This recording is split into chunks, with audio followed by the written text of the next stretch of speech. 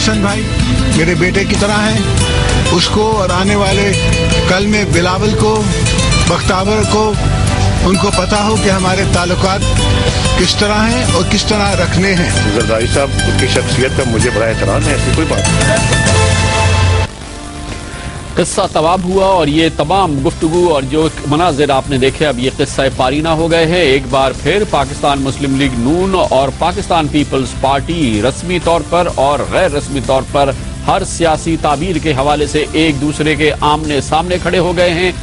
ایک بار پھر پاکستان کی دونوں بڑی سیاسی جماعتیں ایک دوسرے کے مد مقابل ہیں۔ اس کا باقاعدہ اعلان آج پاکستان مسلم لیگ نون کے قائد جناب نواز شریف نے کیا، جب انہوں نے کہا کہ حکومت نے کسی معاہدے پر عمل نہیں کیا ہے، کسی بھی وعدے پہ عمل نہیں کیا ہے، اور 10 نکاتی ایجنڈا جو کہ قومی ایجنڈا حکومت کو دیا تھا، وزیر اعظم یوسف رضا گیلانی نے جس پر 45 دن پر عمل کرنے کا وعدہ کیا تھا، اس کی کسی شق پہ عمل نہیں کیا گیا۔ اس لیے پاکستان مسلم لیگ نون پاکستان پیپلز پارٹی کو حکومت سے برخاست کر رہی ہے، اور بہت جلد اگلے 24 گھنٹوں کے اندر پنجاب کی کابینہ وزیر اعلیٰ پنجاب جناب میاں شہباز شریف تحلیل کر اور اس کے بعد ایک نئی کابینہ تشکیل دی جائے گی۔ جناب نواز شریف نے یہ دو ٹوک بیان جو آج کی پاکستانی سیاست کے رخ کو یقینی طور پہ موڑ دے گا اور پاکستان کے موجودہ سیاسی حالات بہت تیزی سے اور شاید ڈرامائی طور پہ تبدیل ہوں، وہ اعلان آج کرتے ہوئے انہوں نے کہا،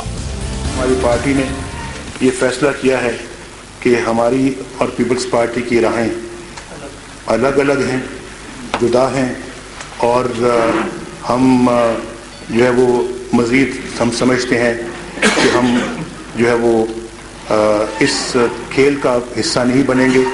خدا حافظ کہنے پہ مجبور ہیں، اور ہم پنجاب کے اندر بھی ہم سمجھتے ہیں کہ ہم آج کے بعد 2 الگ الگ جماعتیں ہیں۔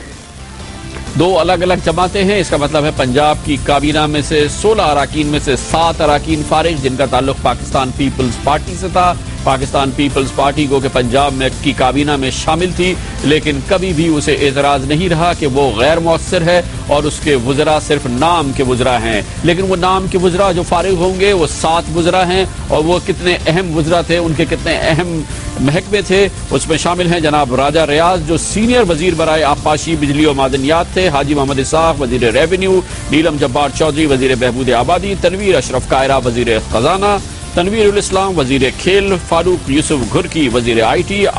اشرف خان سونا وزیر محنت۔ یہ سب تھے، مگر یہ تھے بھی نہیں، لیکن اب بالکل نہیں رہیں گے کیونکہ اب باقاعدہ طور پہ فارغ کر دیے گئے ہیں۔ پاکستان مسلم لیگ نون پنجاب میں نئی حکومت تشکیل دے گی، نئی کابینہ تشکیل دے گی، اور یہ کابینہ ایک بار پھر مخلوط حکومت ہوگی، اور پنجاب کی حکومت کے پنجاب میں پاکستان مسلم لیگ نون کے ذرائع کا کہنا یہ ہے کہ مخلوط حکومت اسی طرح سے ہوگی جیسے پاکستان پیپلز پارٹی کے ساتھ تھی، لیکن اب پاکستان پیپلز پارٹی کی جگہ یونیفیکیشن گروپ جگہ لے گا۔ یہ وہ یونیفیکیشن گروپ ہے جس نے دراصل پاکستان مسلم لیگ قاف کے پلیٹ فارم سے انتخابات لڑا تھا، لیکن پنجاب میں گورنر راج کے نفاذ کے بعد اس نے علیحدہ گروپ تشکیل دیا تھا، اور جس کے اراکین اب اکثریتی اراکین بن گئے ہیں۔ 47 اراکین ہیں یونیفیکیشن گروپ کے، جبکہ پاکستان مسلم لیگ قاف کے پاس صرف 33 اراکین رہ گئے ہیں۔ مخلوط حکومت، نئی مخلوط کابینہ کا اعلان آئندہ 24 گھنٹے کے دوران ہو سکتا ہے، اور جس کے بعد پنجاب کی جو سیاسی صورتحال ہے، نہ صرف پنجاب کی بلکہ پورے پاکستان کی سیاسی صورتحال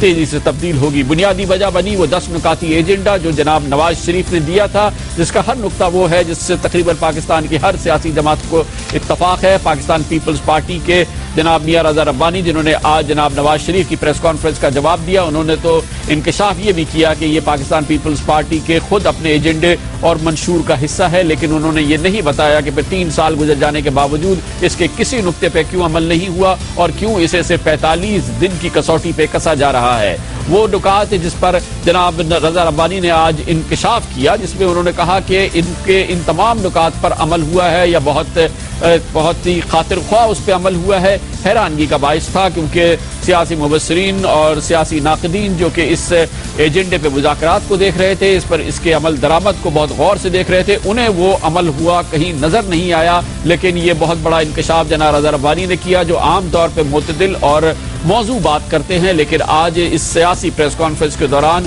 انہوں نے جو ان نکات کے حوالے سے بات کی وہ حقیقت سے دور نظر آتی تھی۔ انہوں نے کہا کہ پیٹرولیم پرائسز کے حوالے سے پہلا نقطہ تھا، پیٹرولیم پرائسز نہیں بڑھائی گئی، لیکن انہوں نے یہ نہیں بتایا کہ اس کی بنیادی وجہ خود حکمراں اتحاد میں ٹوٹ تھی اور متحدہ قومی موومنٹ نے، جس نے کہ اس بنیاد پر حکومتی بینچوں سے نکل کے اپوزیشن بینچز پہ بیٹھنے کا اعلان کیا تھا، بنیادی وجہ بنا پاکستان میں پیٹرولیم پرائسز کی قیمتوں کو واپس لینے پہ۔ اس کے علاوہ انہوں نے متعدد دوسرے بیانات جو نکات کے حوالے سے دیے، وہ بھی حالات سے اور واقعات سے قریب نظر نہیں آتے، حقیقت سے دور واقعات تھے۔ مثال کے طور پہ انہوں نے کہا کہ کرپشن کے الزامات کے لیے جو ملوث افسران ہیں، اس حوالے سے جو نکتہ تھا، انہوں نے کہا کہ کابینہ کی ایک کمیٹی تشکیل دی گئی ہے جو کہ سی ای اوز کو، جو قومی سرکاری کارپوریشن کے چیف ایگزیکٹو آفیسرز ہیں، ان کی تعیناتی کے لیے ایک شفاف نظام ترتیب دیا گیا ہے، لیکن رضا ربانی صاحب نے یہ نہیں بتایا کہ اس دوران جو 2 اہم کارپوریشنز میں چیف ایگزیکٹو آفیسرز لگائے گئے وہ من پسند طریقے سے لگائے گئے، چاہے وہ پی آئی اے کا معاملہ ہو یا پاکستان اسٹیل کا معاملہ ہو، کہیں پر بھی اس طریقہ کار سے اپوائنٹمنٹ نہیں ہوئی جیسا کہ وعدہ کیا گیا تھا۔ عوام کی مشکلات کم نہیں ہوئی، روزمرہ اشیاء کی قیمتیں کم نہیں ہوئی، مگر رضا ربانی صاحب نے کہا کہ اس کے لیے کمیٹی بن گئی ہے۔ جناب رضا ربانی صاحب نے کہا کہ الیکشن کمیشن کی تنظیم نو کے لیے پارلیمانی کمیٹی تشکیل دے دی گئی ہے، مگر انہوں نے یہ نہیں بتایا کہ 18ویں ترمیم کے منظور ہونے کے کئی ماہ بعد اور یہ 45 دن کے گزر جانے کے آخری دن آخر کیوں پارلیمانی کمیٹی تشکیل دی گئی۔ اگر حکومت اس معاملے میں مخلص ہے اور اپنی بنیادی ذمہ داری ادا کرنا چاہتی تھی تو آخر اس میں اتنی تاخیر کیوں کی گئی ہے، اور کیا یہ اس کی وجہ یہ نہیں ہے کہ حکومت فی الحال الیکشن کمیشن کی تشکیل نو نہیں کرنا چاہتی۔ سرکاری اخراجات میں 30% کمی کے حوالے سے کوئی ٹھوس قدم جو کہ حکومت کی عیاشیوں کو کم کرنے کے حوالے سے جناب رضا ربانی نے نہیں دیا، گو کہ انہوں نے کہا کہ کابینہ کے ممبران کی تعداد کم کی گئی ہے، لیکن انہوں نے یہ نہیں بتایا کہ اس میں سے کتنے وزراء ایسے تھے جو کہ 18ویں ترمیم کے بعد وفاقی محکموں کے تحلیل ہونے کے بعد کسی صورت میں بھی وفاقی کابینہ کا حصہ نہیں رہ سکتے تھے۔ انہوں نے کہا کہ مختلف اداروں کے بورڈز تشکیل دینے کے حوالے سے بھی طریقہ کار تجویز کیا گیا ہے، لیکن انہوں نے یہ نہیں کہا کہ جو سب سے اہم ادارے، پاکستان کے سب سے بڑے ادارے تھے، ان کے بورڈز کو کیوں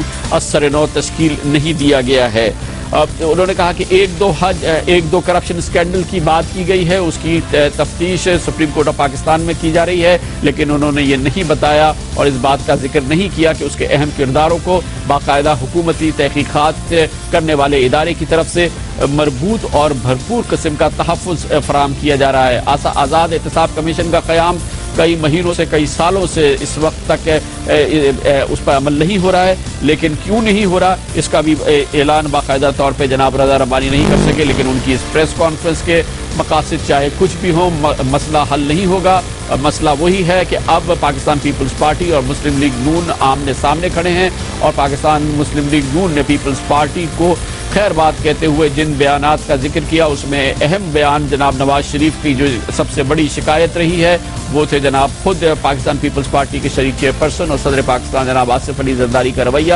مختلف معاہدات کے حوالے سے، مختلف بیانات کے حوالے سے جناب نواز شریف نے کہا کہ جو اہم معاہدے پاکستان پیپلز پارٹی کے ساتھ ان کی جماعت نے کیے تھے، ان کو نہ صرف یہ کہ عمل نہیں کیا گیا، جس میں ججز کی بحالی جیسے اہم معاملے شامل ہیں، اور جب ان معاہدوں کا یاد دلایا گیا تو صدر پاکستان کی جانب سے کہا گیا کہ یہ کوئی حدیث یا قرآن نہیں ہے۔ آج ایک بار پھر اپنی اس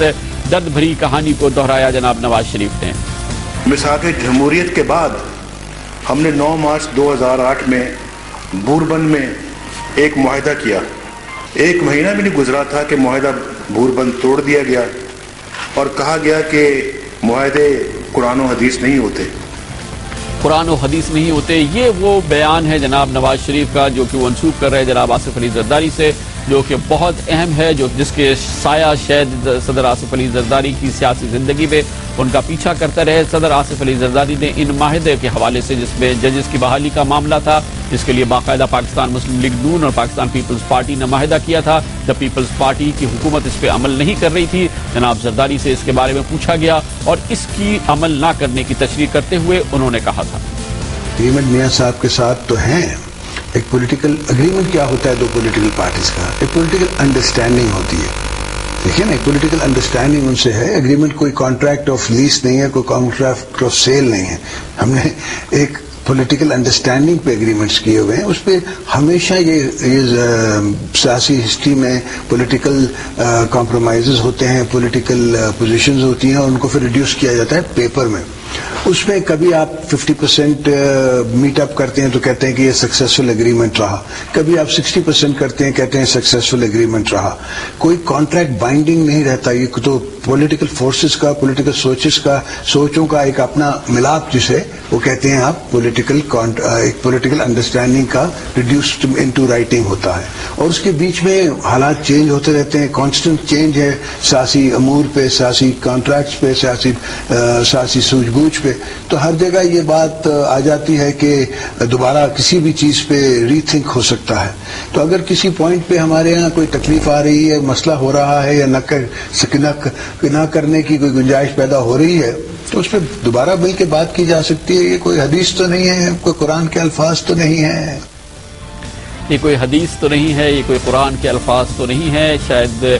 جو بھی صدر آصف علی زرداری کا مقصد رہا ہو, لیکن یہ الفاظ ان کا مسلسل پیچھا کر رہے ہیں. کمرشل بریک, اور اس کے بعد ہمارے ساتھ ہوں گے پاکستان مسلم لیگ نون کے قائد جناب میاں محمد نواز شریف, اور وہ ہمیں بتائیں گے کہ معاملہ کیا یہی رکے گا یا اب ان کی جماعت کی خواہش ہوگی کہ ملک میں جلد از جلد انتخابات کرائے جائے. دو ٹوک رائے آئے گی جناب میاں محمد نواز شریف کی اس بارے میں کمرشل بریک کے بعد.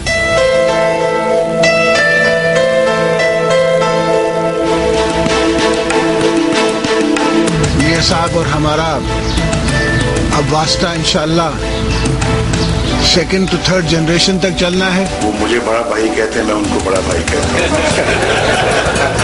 تو چھوٹے بھائی نے بڑے بھائی کی بات مانی.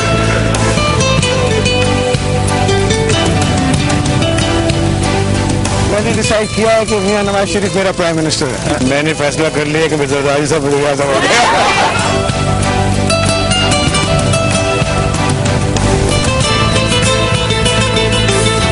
حسن بھائی میرے بیٹے کی طرح ہیں, اس کو اور آنے والے کل میں بلاول کو, بختاور کو, ان کو پتا ہو کہ ہمارے تعلقات کس طرح ہیں اور کس طرح رکھنے ہیں. زرداری صاحب کی شخصیت کا مجھے بڑا احترام ہے, ایسی کوئی بات نہیں.